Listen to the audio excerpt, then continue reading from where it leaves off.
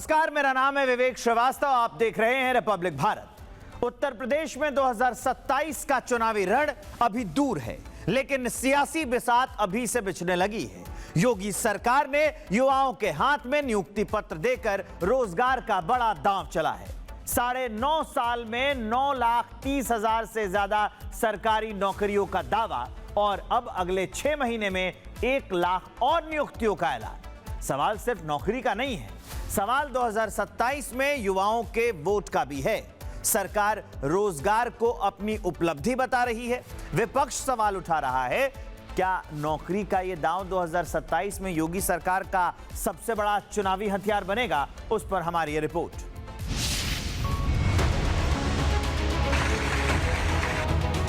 अगले 6 महीने के अंदर 1 लाख नौजवानों को फिर सरकारी नियुक्ति पत्र अलग अलग स्टेज में हर सप्ताह उपलब्ध करवाने जा रहे हैं। युवाओं के चेहरे पर खुशी, हाथ में नियुक्ति पत्र और मुख्यमंत्री के साथ सेल्फी। ये तस्वीरें उत्तर प्रदेश में सरकारी नौकरी को लेकर सरकार के दावों की गवाही दे रही है। लेकिन बात सिर्फ 3,400 नियुक्तियों की नहीं है। मुख्यमंत्री योगी आदित्यनाथ ने अगले 6 महीने में युवाओं के लिए बड़ा ऐलान किया है। मैं प्रदेश भर के युवाओं को इस बात के लिए आश्वस्त कर रहा हूं कि अगले 6 महीने के अंदर, नोट करिए, अगले 6 महीने के अंदर 1 लाख नौजवानों को फिर सरकारी नियुक्ति पत्र अलग अलग स्टेज में हर सप्ताह उपलब्ध करवाने जा रहे हैं। 1 लाख सरकारी नियुक्ति पत्र हम देने जा रहे हैं।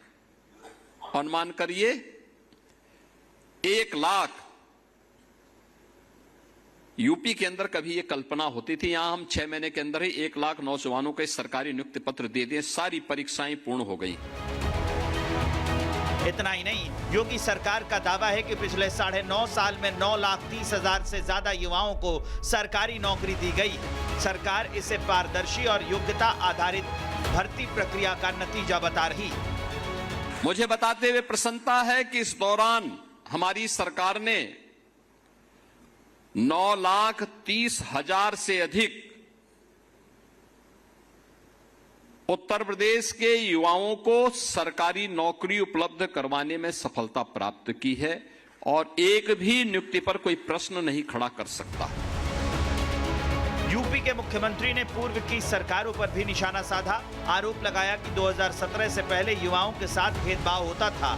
कर्फ्यू, दंगा, उपद्रव और भ्रष्टाचार यूपी की पहचान बन चुके थे।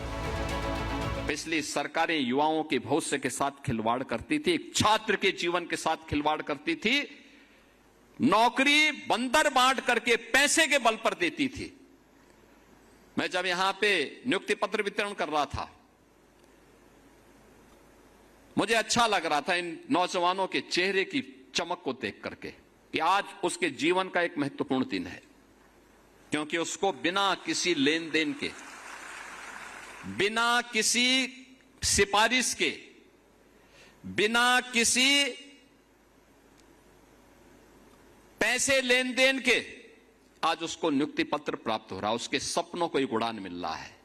2017 के पहले संभव नहीं था। योगी ने साफ साफ कहा कि युवाओं के बिना देश आगे नहीं बढ़ सकता।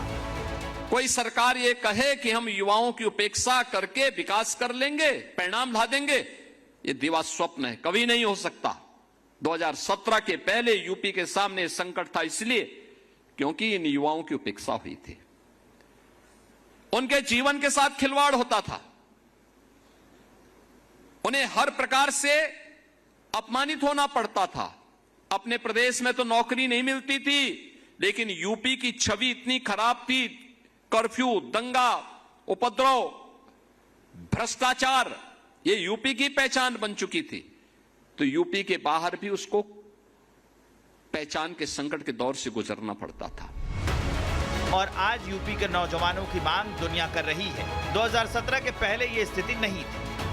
पहली बार जापान का इतना बड़ा दल भारत के अंदर आया था और भारत में भी उन्होंने किसी राज्य को चुना, यूपी को चुना, और उन्होंने कहा कि साहब हम यूपी के यूथ को जापान में नौकरी देना चाहते हैं, यूपी के नौजवान को जापान में नौकरी देना चाहते हैं। 2017 के पहले तो कोई नहीं आता था। यानी यूपी में युवाओं को लेकर सरकार अपने दावों और फैसलों को रोजगार के आंकड़ों के साथ सामने रख रही है, लेकिन इन दावों के बीच सियासी सवाल भी उठने लगे हैं। विपक्ष सरकार के रोजगार के दावों और नियुक्तियों के आंकड़ों पर सवाल उठा रहा है। सरकार का दावा है कि पारदर्शी भर्ती प्रक्रिया के जरिए युवाओं को सरकारी नौकरी का मौका मिल रहा है। वहीं मुख्यमंत्री योगी आदित्यनाथ अगले 6 महीने में 1 लाख और सरकारी नौकरियों का ऐलान कर चुके हैं। अब देखना होगा कि रोजगार के ये आंकड़े आने वाले वक्त में यूपी की सियासत में युवाओं का भरोसा कितना मजबूत करते हैं, क्योंकि 2027 के चुनावी रण में नौकरी और रोजगार का मुद्दा सबसे बड़े सियासी हथियारों में से एक बनने वाला है। Bureau report, Republic Bharat. तो योगी कैबिनेट में कई बड़े बड़े फैसले हुए जो हम आपको गिनाने जा रहे हैं। 60+ यानी कि 60 से ज्यादा उम्र की महिलाओं को आजीवन फ्री बस सेवा दी जाएगी। गंगा एक्सप्रेसवे का हरिद्वार तक विस्तार किया जाएगा। यातायात सुगम होगा। एक्सप्रेसवे से जुड़ेगी 2 कुंभ नगरी। इसके अलावा युवाओं को 25 लाख टैबलेट दिए जाएंगे। तकनीक से जुड़ाव होगा युवाओं का। विवेकानंद योजना के तहत टैबलेट का वितरण किया जाएगा। सुल्तानपुर में इंडस्ट्रियल क्लस्टर बनाया जाएगा। वरिष्ठ नागरिकों के लिए ये बड़ा फैसला है। सम्मान ना मिलने पर बुजुर्ग मां बाप को हक दिलाने का भी। बच्चों को संपत्ति से बेदखल करने का अधिकार भी होगा। ये सारे बड़े फैसले हैं जो लिए गए हैं। पश्चिम बंगाल की जादवपुर यूनिवर्सिटी में विवादित ग्राफिटी पर अब सरकार का एक्शन तेज हो गया है। हॉस्टल की दीवारों पर कथित आपत्तिजनक, हिंसक और एंटी नेशनल चित्रों की शिकायत सीएमओ तक पहुंची है। इसके बाद शुभेंदु अधिकारी ने मामले को गंभीरता से लेते हुए जांच और मौके पर वेरिफिकेशन के निर्देश दिए हैं। सवाल सिर्फ दीवारों पर बने चित्रों का नहीं है, सवाल कैंपस के माहौल और वहां चल रही गतिविधियों पर है। आखिर इन ग्राफिटी के पीछे कौन है और जांच के बाद किस पर गिरेगी कार्रवाई की गाज, इसके लिए देखिए ये रिपोर्ट।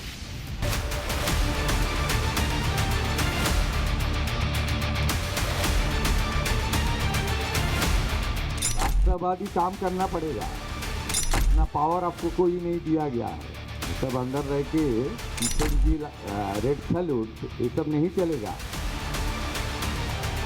बंगाल का जादवपुर यूनिवर्सिटी, जहां दीवारों पर लिखी तस्वीरों और नारों ने अब सियासी तूफान खड़ा कर दिया। पश्चिम बंगाल की जादवपुर यूनिवर्सिटी एक बार फिर विवादों के घेरे में है। इस बार निशाने पर है हॉस्टल की दीवारें, जहां कथित तौर पर आपत्तिजनक, हिंसक और देश विरोधी वॉल ग्राफिटी और तस्वीरें बनाए जाने के बाद बवाल मच गया। इसकी शिकायत अब मुख्यमंत्री शुभेंदु अधिकारी तक पहुंच गई है। बताया गया है कि यूनिवर्सिटी के कुछ छात्रों ने सीएमओ की शिकायत सेल में तस्वीरें और वीडियोस भेजे। शिकायत में आर्ट्स डिवीजन के बॉयज हॉस्टल परिसर की दीवारों पर मौजूद कथित आपत्तिजनक और समाज विरोधी सामग्री का जिक्र किया गया है। मामला सामने आते ही मुख्यमंत्री शुभेंदु अधिकारी ने सख्त रुख अपनाया। जादवपुर में कुछ नहीं हुआ है। जादवपुर नॉर्मल है, एजुकेशन चल रहा है, सब चल रहा है, सब कर रहा है। मेरा सीओ में आज कुछ आर्ट्स हॉस्टल का वीडियो आया है। कुछ पब्लिक वहाँ का स्टूडेंट ने कंप्लेंट किया, नाम तो नहीं करूँगा, उसके ऊपर मैं भेज रहा हूँ हायर एजुकेशन वाइस चांसलर को। If this video is are true, please take appropriate action. और थोड़ी देर वेट कीजिए, मैं सार्वजनिक कर रहा हूँ। आर्ट्स हॉस्टल में कुछ पिक्चर, कुछ स्लोगन वो ठीक नहीं है देश के लिए। सरकार का रुख साफ है। अगर शिकायत में लगाए गए आरोप जांच में सही पाए जाते हैं तो जिम्मेदार लोगों को पहचान कर कार्रवाई की जाएगी। साथ ही कथित आपत्तिजनक ग्राफिटी को हटाने के निर्देश भी दिए गए। जादवपुर में कुछ नहीं, आज भी क्लास हुआ है, नॉर्मल क्लास हुआ है, सब अच्छा चल रहा है। स्टूडेंट लोग पढ़ाई कर रहा है, टीचर लोग सब कर रहा है, सब लोग ठीक ठाक है, कोई दिक्कत नहीं, कुछ इंसिडेंट नहीं है। सर कुछ दिन पहले क्या इंसिडेंट है भाई, पता नहीं मुझे। आपने अभी जो मेंशन किया है कुछ और देखिएगा तो मैं इसमें डाल दूंगा। अरे सीएमआरओ में जो हमारी ग्रीवेंस सेल है उसमें तो बहुत सारा आता है। मुझे आज रिपोर्ट किया, मैं 3 दिन नॉर्थ बंगाल में था एचएम साहब का प्रोग्राम में, कल राजनाथ सिंह का जीत सिंह का साथ था। मैं आज ऑफिस किया, आज वीडियो सब दिया मुझे, मैं भेज रहा हूँ वाइस चांसलर को चेक करने के लिए। चेक करेगा, वो आर्ट्स हॉस्टल में है, सब नहीं चलेगा यहाँ। राष्ट्रवादी काम करना पड़ेगा, इतना पावर आपको कोई नहीं दिया गया है। ये सब अंदर रह के किशन जी रेड सैल्यूट, ये सब नहीं चलेगा। लेकिन जादवपुर यूनिवर्सिटी में विवाद सिर्फ दीवारों तक सीमित नहीं है। कैंपस में छात्र संगठनों के बीच तनाव और झड़प की घटनाओं के बाद पहले से ही माहौल गर्म है। ऐसे में हॉस्टल की दीवारों पर कथित एंटी नेशनल ग्राफिटी की शिकायत ने नई बहस छेड़ दी है। सवाल अब कई हैं, दीवारों पर ये चित्र किसने बनाए? यूनिवर्सिटी प्रशासन को इसकी जानकारी पहले क्यों नहीं हुई? इससे पहले भी शुभेंदु अधिकारी ने जादवपुर यूनिवर्सिटी में हुई हिंसा के बाद सख्त रवैया दिखाया है। उन्होंने कहा था कि राज्य में राष्ट्रवाद और देशभक्ति के मामले में कोई समझौता नहीं होगा। जादवपुर यूनिवर्सिटी में एक्टिव टुकड़े टुकड़े गैंग को खत्म किया जाएगा। अब जादवपुर यूनिवर्सिटी का बवाल सियासी गलियारे में गूंज रहा है। तथा अभी जादवपुर को लेके जो कंट्रोवर्सी हो रहा है, ये पहली बार नहीं है। उसको एक अलग से आइलैंड बना के रखा था इन लोगों ने, वहाँ देश विरोधी स्लोगन लगता था, और इलीगल एक्टिविटी चलती थी वहाँ, ड्रग्स गांजा सबका अड्डा था। जब पहले से हम लोग जानते थे। वहाँ केंद्रीय मंत्री को अपमान किया गया, माननीय राज्यपाल को अपमान किया गया, कोई कुछ नहीं बोलता था। ये नहीं चलेगा वहाँ। बाकी कानून व्यवस्था पुलिस को देखना चाहिए और वहाँ की एडमिनिस्ट्रेशन को उनके कैंपस के अंदर जो हो रहा है उनको संभालना चाहिए। बस ये बात सही है कि देश के खिलाफ कोई स्लोगन जादवपुर से आवाज नहीं आएगा। जादवपुर की दीवारों पर बने कथित विवादित चित्रों ने कैंपस की सियासत को फिर गरमा दिया है। अब सरकार की नजर जांच रिपोर्ट पर है, लेकिन दूसरी तरफ जादवपुर की दीवारों पर कथित आपत्तिजनक और एंटी नेशनल ग्राफिटी पर शुभेंदु अधिकारी का एक्शन सख्त है। जांच के आदेश के साथ संदेश साफ है, कैंपस में देश विरोधी गतिविधियों पर जीरो टॉलरेंस। अब जांच बताएगी कि दीवारों पर यह विवादित चित्र किसने बनाए और दोषी पाए जाने वालों पर क्या कार्रवाई होती है। Bureau report, Republic Bharat. Jharkhand में छात्रों के मुद्दे पर सियासत गर्मा गई है। जेपीएससी, जेएसएससी परीक्षाओं में कथित धांधली को लेकर प्रदर्शन कर रहे छात्रों और जेएमएम कार्यकर्ताओं के बीच विवाद अब बड़ा मुद्दा बन गया है। आंदोलनकारी छात्रा प्रतिमा कुमारी ने जेएमएम कार्यकर्ताओं पर मारपीट, बदसलूकी जैसे गंभीर आरोप लगाए हैं। इसके बाद बीजेपी नेताओं ने थाने पहुंचकर सरकार के खिलाफ प्रदर्शन किया। वहीं बीजेपी ने पूरे मामले को लेकर हेमंत सोरेन सरकार पर सवाल खड़े कर दिए हैं। तो क्या छात्रों के आंदोलन पर सियासत भारी पड़ रही है? क्या शिकायत के बावजूद एफआईआर नहीं होने से प्रशासन की भूमिका पर सवाल उठ रहे हैं? और जेपीएससी जेएसएससी विवाद में अब सड़क से लेकर सियासी गलियारों तक संग्राम और क्यों बढ़ता जा रहा है, उस पर हमारी ये ग्राउंड रिपोर्ट।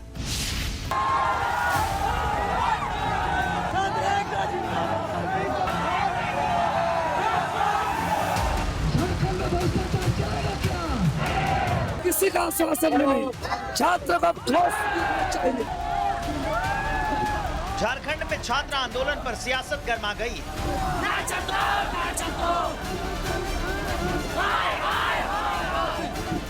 जेपीएससी जेएसएससी परीक्षाओं में कथित धांधली को लेकर छात्रों का प्रदर्शन और प्रदर्शन के दौरान कथित मारपीट और बदसलूकी के आरोपों ने अब बड़ा राजनीतिक विवाद खड़ा कर दिया है। झारखंड में हेमंत सरकार राज में अब बाहरी गुंडों का प्रशासन पर दबदबा है, तभी तो जेएमएम के गुंडे छात्र आंदोलन में घुसते हैं, छात्रों को मारते पीटते हैं, छात्रों के साथ गाली गलौज करते हैं, छात्राओं से अभद्रता और छेड़छाड़ करते हैं। और जब कोई हेमंत के गुंडे के खिलाफ थाने में शिकायत लेकर पहुंचे तो एफआईआर दर्ज की नहीं जाती है। छात्रों के मुद्दे पर झारखंड सुलग रहा है। दरअसल रांची में जेपीएससी और जेएसएससी परीक्षाओं में धांधली को लेकर कुछ दिन पहले छात्रों ने हेमंत सोरेन का पुतला फूंकने की कोशिश की थी। इस दौरान जेएमएम के कार्यकर्ता भी मौके पर पहुंचे। जेएमएम कार्यकर्ताओं पर आरोप है कि उन्होंने सोरेन का पुतला फूंकने वाले जेपीएससी और जेएसएससी छात्रों के साथ मारपीट की। आंदोलनकारी छात्रा प्रतिमा कुमारी ने भी जेएमएम कार्यकर्ताओं पर बदसलूकी और मारपीट करने का आरोप लगाया है। प्रतिमा का आरोप है कि प्रदर्शन के दौरान वहां 40 से 50 लोगों की भीड़ आ गई। पुतला छीनने के दौरान उनके साथ हाथापाई की गई, गर्दन पर थप्पड़ मारे गए, दुपट्टा खींचा गया और उनकी जाति और नाम को लेकर भी भद्दी भद्दी गालियां दी गई।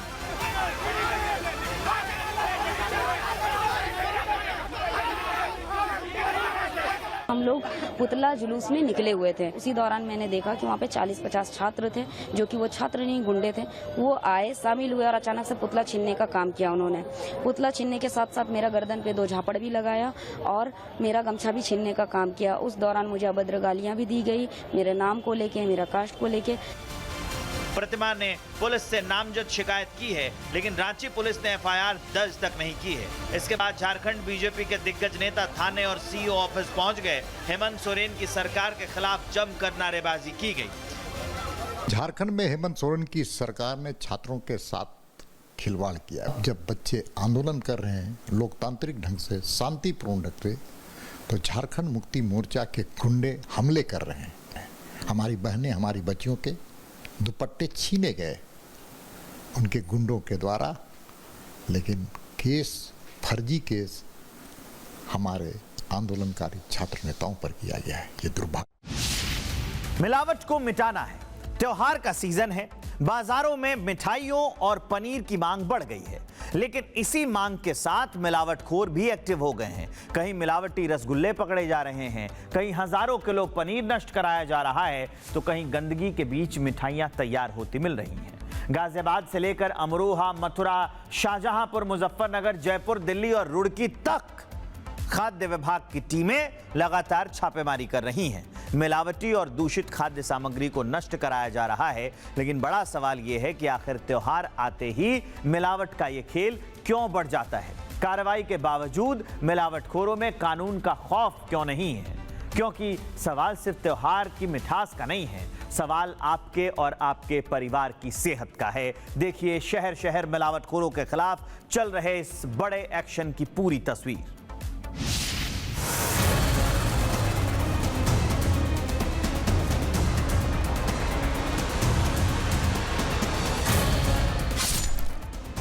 कहीं आपके खाने में जहर तो नहीं, कहीं आपका पनीर मिलावटी तो नहीं, कहीं आपकी मिठाई में जहरीला मावा तो नहीं। त्योहार आते ही मिठास की मांग बढ़ती है और इसी मांग के साथ एक्टिव हो जाते हैं मिलावट के सौदागर। मुनाफे के लालच में शुरू हो जाता है लोगों की सेहत से खिलवाड़ का खेल। लेकिन इस बार देश भर में खाद्य विभाग की टीमें एक्शन मोड में है। शहर शहर छापेमारी हो रही, मिलावटी सामान पकड़ा जा रहा है और जहां शक पुख्ता हुआ वहां हजारों किलो खाद्य सामग्री नष्ट कराई जा रही है।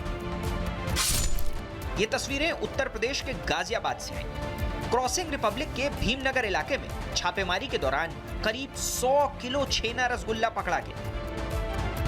जांच में इसमें केमिकल के इस्तेमाल की बात सामने आई। इसके बाद मिलावटी रसगुल्लों को वहीं नष्ट कर दिया गया और इसके लिए बुलडोजर तक बुलाना पड़ा। यानी त्योहार की मिठास के नाम पर तैयार किया गया मिलावटी माल सीधे बुलडोजर के नीचे पहुंच गया। अब रुख करते हैं अमरोहा का। हसनपुर तहसील में खाद्य सुरक्षा विभाग ने छापेमारी कर करीब 400 किलो रसगुल्ले बरामद किए। विभाग के मुताबिक रसगुल्ले बेहद खराब माहौल में तैयार किए जा रहे थे। निर्माण स्थल पर लाइसेंस भी नहीं मिला। रसगुल्लों से बदबू आने के बाद सिंथेटिक दूध के इस्तेमाल का शक जताया गया और माल नष्ट कराया गया। लेकिन शाहजहांपुर में तो आंकड़ा और भी बड़ा है। यहां करीब 600 क्विंटल यानी 60,000 किलो मिठाइयों को नष्ट कराया गया। रसगुल्ला, रसमलाई, बर्फी, पेड़ा और सोनपापड़ी, इतनी बड़ी मात्रा में खाद्य सामग्री को गड्ढे में डालकर नष्ट कराया गया। अब पहुंचते हैं ब्रजनगरी मथुरा, जहां कार्रवाई हुई तो मात्रा देखकर ही अंदाजा लगाइए कि मिलावट का खेल कितना बड़ा था। करीब 1200 किलो पनीर। नेशनल हाईवे 2 पर कोसी कला के पास खाद्य सुरक्षा टीम ने गाड़ी पकड़ी। इसमें बिक्री के लिए करीब 1200 किलो पनीर ले जाया जा रहा है। नमूने जांच के लिए भेजे गए और पनीर को मिलावटी पाए जाने के बाद उसे नष्ट करा दिया गया। मुजफ्फरनगर में दूध डेयरी पर कार्रवाई हुई, जहां दूध, पनीर और घी तैयार करने के लिए कास्टिक सोडा और दूसरे पदार्थों के इस्तेमाल की बात सामने आई। मौके से वनस्पति और डेयरी से जुड़े केमिकल भी मिलने की जानकारी, यानी दूध से बनने वाली चीजों में मिलावट का पूरा खेल सामने आ गया। बात राजस्थान की। जयपुर में खाद्य विभाग ने करीब 60 ठिकानों पर छापेमारी की। कार्रवाई के दौरान 429 किलो दूषित खाद्य सामग्री नष्ट कराई गई। अब तस्वीरें रुड़की की। पिरान कलियर के सोहलपुर गांव में रसगुल्ला फैक्ट्री पर खाद्य सुरक्षा विभाग की टीम ने छापा मारा। करीब 2.5 क्विंटल मिलावटी मिठाइयां बरामद होने की बात कही गई। गंदगी के बीच रसगुल्ले और मिल्क केक तैयार किए जा रहे थे। कई टीनों में मक्खियां भी मिली। सफेद रसगुल्ले, छेने के रसगुल्ले और मिल्क केक के सैंपल लिए गए। मिठाइयां मौके पर ही नष्ट करा दी गई और फैक्ट्री में काम रोकने के लिए नोटिस भी चस्पा कर दिया गया। अब तस्वीरें मुंबई के कांदिवली की दिखाते हैं। यहां खाने में मिलावट और साफ सफाई को लेकर गंभीर आरोप सामने आए। दावा किया गया कि टॉयलेट के पास हरे रंग के पानी से मटर प्रोसेस किए जा रहे थे। मतलब मटर को हरा किया जा रहा था, एकदम ताजा। मामला सामने आने के बाद इलाके में खाद्य सुरक्षा को लेकर सवाल उठे। लोगों ने संबंधित विभागों से मौके का निरीक्षण और सैंपल की जांच कराने की मांग भी की। गाजियाबाद हो, अमरोहा हो, मथुरा हो, शाहजहांपुर हो, मुजफ्फरनगर हो, जयपुर हो, रुड़की हो या फिर मुंबई, हर जगह एक ही सवाल। कार्रवाई हो रही है, रेड हो रही है, मिलावटी सामान नष्ट किया जा रहा है, लेकिन सवाल अभी भी है कि मिलावटखोर बार बार लौट कैसे आते हैं। साल दर साल छापेमारी होती है, सामान पकड़ा जाता है, नष्ट कराया जाता है, लेकिन कुछ समय बाद नए ठिकाने, नए नाम और फिर वही गंदा कारोबार।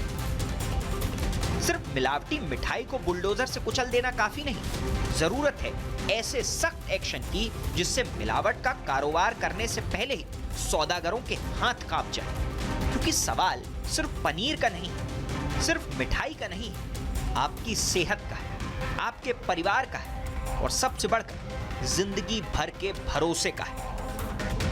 Bureau report, Republic Bharat.